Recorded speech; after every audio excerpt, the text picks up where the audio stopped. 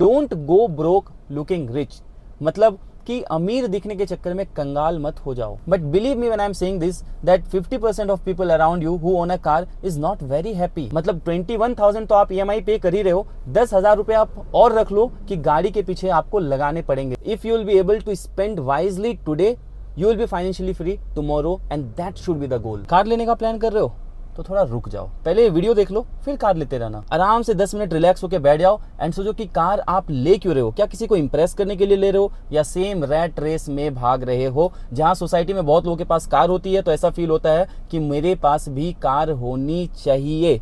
अगर नेबरहुड में किसी के पास नेक्सॉन है तो मेरे पास क्रेटा होनी चाहिए। अगर मेरे मामा के पास वैगनर है तो मेरे पास स्विफ्ट होनी चाहिए। अगर किसी रिलेटिव के पास थार रॉक्स है तो मेरे पास टोयोटा फॉर्च्यूनर होनी चाहिए। क्या आप इस रेस में भाग रहे हो? तो मैं आज आपको इस वीडियो में ये बताने वाला हूं कि सिर्फ शो ऑफ के लिए कार लेना या सोशल स्टेटस मेंटेन करने के लिए कार लेना आपकी लाइफ में कितना बेकार फाइनेंशियल डिसीजन हो सकता है। ये आपको रैट रेस में तो फंसाएगा ही, साथ में साथ कभी ना खत्म होने वाले ईएमआई में भी फंसा सकता है। तो let's talk the real truth.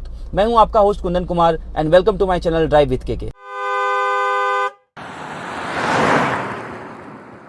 There is a word called FOMO, fear of missing out। पहले तो मैं इन सब में ध्यान नहीं देता था, लेकिन अब जब मैं ध्यान देता हूँ तो मैं ये सोचता हूँ कि ये FOMO कितना जहर का काम करता है एक सोसाइटी में। होता क्या है कि जब भी हम अपने पीयर्स को देखते हैं, कॉलीग्स को देखते हैं, फ्रेंड्स को देखते हैं, नेबर्स को देखते हैं, रिलेटिव्स को देखते हैं कि वो लोग अपनी कार में अपने फन कर रहे हैं, फैमिली ट्रिप्स में जा रहे हैं, सोशल मीडिया पे वीडियोज़ फोटोज़ अपलोड की जा रही है, पूरा फ्लॉन्ट हो रहा है, तो हमें भी ये लगता है कि why I am not doing it, why I am getting missed out of it. तो वहाँ उस टाइम अंदर से एक आवाज़ आती है कि यार चलो गाड़ी लेते हैं, हम भी मजे करते हैं। But believe me when I am saying this that 50% of people around you who own a car is not very happy. मैं ये नहीं बोल रहा हूँ कि सब लोग खुश नहीं है, बहुत लोग बहुत खुश हैं, बहुत लोग बहुत रिच हैं, बहुत लोगों के पास बहुत पैसे हैं, लेकिन जो भी ईएमआई से कार लेते हैं उनमें मैक्सिमम लोग ऐसे होते हैं जिनको टेंशन होती है कि ये ईएमआई मैं कैसे खत्म करूं, ये लोन मैं पूरा कैसे रीपे करूं। लेकिन आपके आसपास के लोग आपको आके ये नहीं बताने वाले कि उनको ईएमआई पे करने में डिफिकल्टी हो रही है या वो बहुत टेंस्ड रहते हैं अपने ईएमआईज को लेके, क्योंकि उन्हें भी तो सोशल स्टेटस मेंटेन करना है, उन्हें भी तो ये मेंटेन करना है ना कि वो किसी से कम नहीं है। तो सोसाइटी के ऐसे लोगों के लिए एक मैसेज है, don't go broke looking rich, मतलब कि अमीर दिखने के चक्कर में कंगाल मत हो जाओ। तो अब जो मैं आपको इस वीडियो में आगे बताने जा रहा हूं वो बहुत ध्यान से सुनना और समझना, which is called the EMI trap. EMI का फुल फॉर्म होता है इक्वेटेड मंथली इंस्टॉलमेंट, जबकि इसका फुल फॉर्म होना चाहिए every month insanity if not planned. So let's talk about the EMI game. Let's break down the EMI when you are going to purchase a car. SUVs बहुत सारे लोगों को बहुत पसंद है, सबसे ज़्यादा अभी SUVs बिक रही है सोसाइटी में। हम देखते हैं कि उसके पास SUV है तो हमें भी उससे अच्छी गाड़ी है, वैसी गाड़ी हमें भी लेनी चाहिए, कंसीडर करनी चाहिए। तो कंसीडरिंग SUV आप कोई भी गाड़ी कंसीडर कर सकते हो, सेडान कर सकते हो, हैचबैक कर सकते हो, लेकिन मैं एक एवरेज प्राइस कंसीडर कर रहा हूँ 15 लाख अ कार। ठीक है, वहाँ पे आप डाउन पेमेंट कुछ करोगे 3 लाख, 4 लाख, 5 लाख, तो मैं एक एवरेज लेके चलता हूँ कि 10 लाख आपने लोन लिया बैंक से and 5, 6, 7, 8, 10 lakh what ever you could do, आपने उसका डाउन पेमेंट किया। तो अगर आप 10 लाख की लोन लेते हो बैंक से with 9.5% of interest rate and for 5 years, 5 साल का टेन्योर है, तो अगर आप ईएमआई कैलकुलेट करोगे, आपको कहीं भी इजिली मिल जाएगा ईएमआई कैलकुलेटर गूगल में, तो आप वहाँ पे कैलकुलेट करके देखो, it will come around 21,000 rupees and when you will multiply that 21,000 with 5 years that is 60 months, it will come around 12,60,000 rupees, मतलब 2,60,000 रुपए आप ज्यादा पे करने वाले हो इस गाड़ी के लिए। मतलब जहां आपने 10 लाख लोन लिया वहां 10 लाख की जगह आप 12,60,000 रुपए पे करोगे बैंक को। अब यही नहीं, ये तो आपको पता होता है, ये डीलरशिप वाले भी आपको बताते हैं कि आपका मंथली ईएमआई कितना बन रहा है। इस केस में आपका मंथली ईएमआई बन रहा है 21,000। इसके बाद कार आपने ले ली, इसके बाद के खर्चे की बात करते हैं। अगर आपने ईवी ली है तो वैसे ही 5-6 लाख आपको उसमें ज़्यादा पड़ेगा। अगर आपने ईवी नहीं ली है तो डीजल, पेट्रोल, सीएनजी में ऑन एन एवरेज हम लगा लेते हैं कि 5,000 रुपये आपके महीने के खर्चा हो रहा है। अब ये कम भी हो सकता है, ज़्यादा भी हो सकता है। तो 5,000 के हिसाब से आपके महीने के खर्च हो गए, 5,000 रुपये के एक साल के आपके खर्च हो गए 12 × 5 60, दैट इज 60,000। तो एक साल में आपको पेट्रोल, डीजल या सीएनजी में 60,000 रुपये लग रहे हैं। उसके अलावा भी आपके खर्च होंगे जब आप नेक्स्ट ईयर इंश्योरेंस रिन्यू करोगे। वो 15 to 20,000 आपको लगने वाला है। तो हम लोग एक रफली फिगर ले लेते हैं 15,000। उसके अलावा भी खर्च होता है मेंटेनेंस खर्च। मेंटेनेंस खर्च में गाड़ी थोड़ी बहुत खराब हो गई, आपने इंश्योरेंस क्लेम नहीं किया, आप अपने पॉकेट से पैसे भर रहे हो, आपने आफ्टर मार्केट कुछ काम करा लिया, आपने गाड़ी धुलाई, या ईच एंड एवरीथिंग, सारे तरह का खर्च का मिला के हम लोग सालाना खर्च रख लेते हैं 45,000। तो अगर आप सबको सम करोगे अदर चार्जेस में, other than the EMI you are paying to the bank, उसके अलावा चार्जेस की बात कर रहा हूँ, तो पेट्रोल का हो गया 60,000, उसके अलावा आपका 15,000 हो गया इंश्योरेंस का, एंड इधर 45,000 विच इज कमिंग अराउंड 1,20,000, है ना। तो उसको अगर आप 12 से डिवाइड करोगे तो आपका हो जाता है 10,000।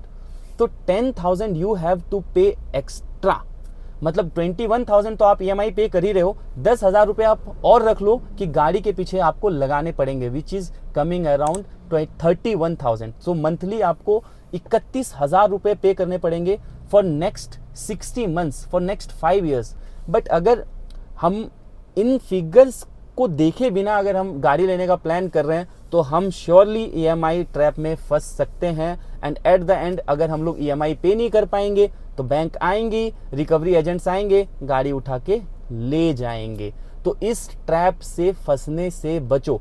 तो मैंने आपको सारा कुछ ब्रेक डाउन इसीलिए किया क्योंकि आप जो EMI देखते हो 21,000 हमारे केस में आया, वो 21 नहीं रहती है, गाड़ी एक लायबिलिटी है, अंडरस्टैंड दिस। क्योंकि गाड़ी लेने के बाद उसके पीछे और ज़्यादा पैसे खर्च होते हैं, पैसे बचते नहीं हैं। तो this is a EMI trap.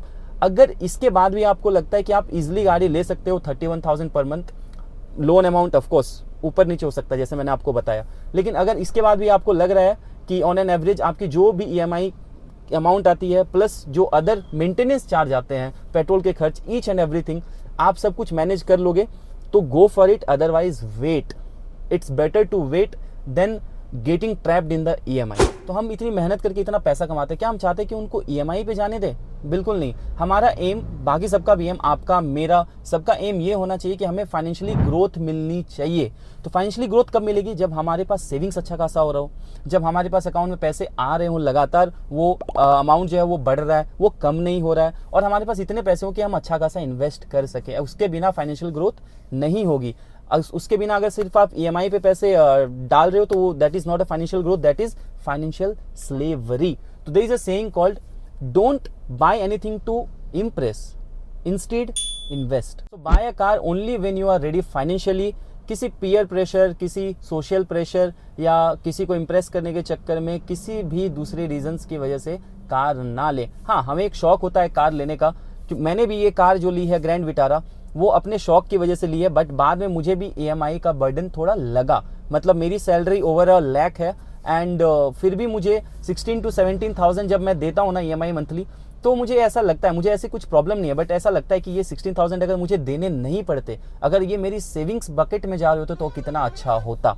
तो buy a car when you are ready, then you can enjoy that happiness. Otherwise आपको दिमाग में ये टेंशन रहेगा, अरे भाई EMI पे करनी है, अभी इस मंथ की EMI कैसे पे करूं, अभी इतना खर्च होने वाला है, यहाँ ट्रिप पे चला जाऊंगा तो इतने खर्च होंगे।